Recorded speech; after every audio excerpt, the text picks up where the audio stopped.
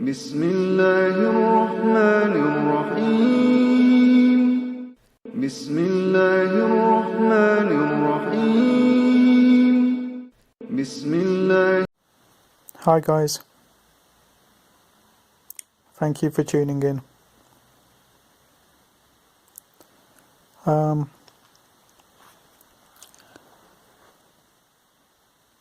It suddenly occurred to me, that there's a lot of people who's interested in Islam.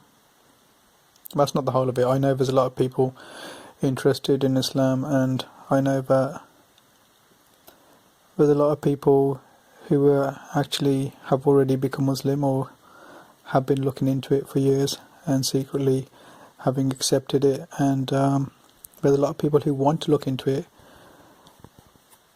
but thankfully, thank God, the information is there, but it's very detailed and not always very easy for someone who wants quick answers, such as a Westerner who wants to come and find out, like, who is God in Islam, which in essence is who is God. I mean, that's our belief, and it's probably your belief, as in you understand that, or that you're wishing to understand that, basically, and you need to know now. Does that fit your concept of God for what you believe in your heart? Like, if I said, oh well, there's loads of them, you'd say, oh no, that's not what I feel. For example, you're like, no, I've always believed there's one almighty true God, which is the case, so that's good. The reason I wanted to get straight into the video, and I want to do videos right on the fly, because when I think about it, I just want to do it because I think it's important to do so. So through the course of the video, I will be pressing the pause button while I need to think, and so that it doesn't affect, so there's not a lot of space or extra length in the video. I just pause it, you won't notice it, it will just be, I'll pause it at the end of a sentence and restart. But the reason I'm adding an introduction is because I feel it's important to add some sort of context to what I'm saying and add some sort of introduction, because it helps for other people to understand, so as not to, I don't want other people, Muslims, to feel bad and say, what sort of concept of God is this? There could have been so much more information there. Well, let me explain that now. It's so that someone can come straight in, and basically see a list and say, okay, that's God. Okay, I know now. Or say, oh, if I did one on the Prophet, okay, that's the Prophet. That's his age, that's how he looked, that's how he was, etc, etc. I might do that at some time as well, but the relevance is obviously that you want to know God, you want to know the basics of the religion. Maybe if I can get through to the God bit in a small amount of time, then I will be able to say in a few sentences what God wants from us, which is quite simple: to follow the rules. In the simplest form, for you to have done enough, is to follow the rules. 5 daily prayers. Don't hurt people. Don't steal from people, etc, etc. General rules that we've all been embedded with. Go to the pilgrimage in Mecca once in your life, if you can afford it. Fast the 30 days of Ramadan. Anything else is by your choice, but it's good for you to do. It's virtuous, to read the whole Quran, to understand it in a language that you understand it, etc, etc. To give charity, that is 2.5 of your excess wealth. Zakat is called zakat. Okay, so that's the introduction. Just to create a nice little bit of space from the introduction, I've explained why the video is the way it is. I'll give it a pause, and then I'll come back with the attributes of God. Not every attribute, generally he's got 99, but the purpose of this isn't to go through 99. That's obviously, this is a thing, you see, this is overwhelming for a non-Muslim to come in and think, oh, okay, well, wow, I expected him to have one name, Allah. That's what I knew, but I didn't know there was Rahman and Rahim, etc., etc. That's a lot to understand, and that's a deeper thing to go and delve into at some time in my life. But at the moment, I just want a simple understanding of, okay, we know what the Westerner thinks who God is, what God is. They say God, some say Jesus, etc., etc. Other religions say this, other religions have Buddha and this and that.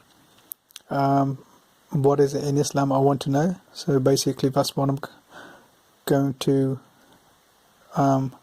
say and do in a simplified way. Because if you want the extra details, you'll find it somewhere else anyway. Or I could do that at some time anyway. Or you could find a list, a PDF, or whatever. Okay. Thank you. Here's the absolute, as in the reason for the universe, the all-powerful, the almighty, the all-strong, the all-knowing. And when we say knowing, it means he knows everything to know, everything that is, everything that isn't, everything that won't be, and everything that will be, and everything that could be, as in all information and knowledge he knows. He's your creator, everyone's creator. He made you exactly as he intended to, right down to your fingerprint, exactly the way it looks. Every hair, how many you'll have, how much you'll lose, when you were born, when you'll die, how much you'll eat, how much you sleep. In other words, all knowledge is known to him.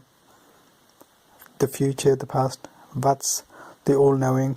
Now I don't want to go too much in depth, but the all-knowing aspect is one of those, when you say he's all-knowing, or someone's all-knowing, you assume it's the knowledge to know. But it's not the knowledge to know, it's not the knowledge that is, it's the knowledge that hasn't happened yet. And it's knowledges of things that we don't know or can comprehend. All forgiving, most merciful, all seeing, all hearing, one. He is the one. He is only one. He has always been one, and he has always been. None has been before him, none will be after him, and none has been in between, and there will be none after him, because there is no after him or before him, because he is eternal. He always has been, and he always will be. He wasn't born. He doesn't have a beginning, and he hasn't got an end. He has no partners, no family. He wasn't born from anything, and neither is anything born from him. He has power over all things. He only has to wish a thing to be, and it is. His command is instantaneous. If he wishes something, it's done, no matter how big, no matter how small.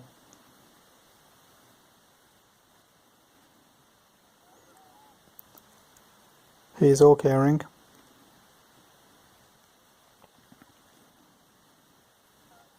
and nurturing.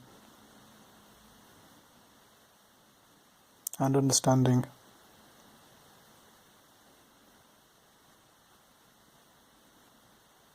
He doesn't eat, and he doesn't depend on anything, and has never depended on anything, and will never need to depend on anything, because he has created everything. Okay guys, thanks for listening. Because obviously it's absolutely eternally great, even the short version of this will have to go into a few videos, and it's gave me an idea to actually start a whole series of videos about God, everything about Allah, from the genuine sources, from the books. Thanks for listening. Bye.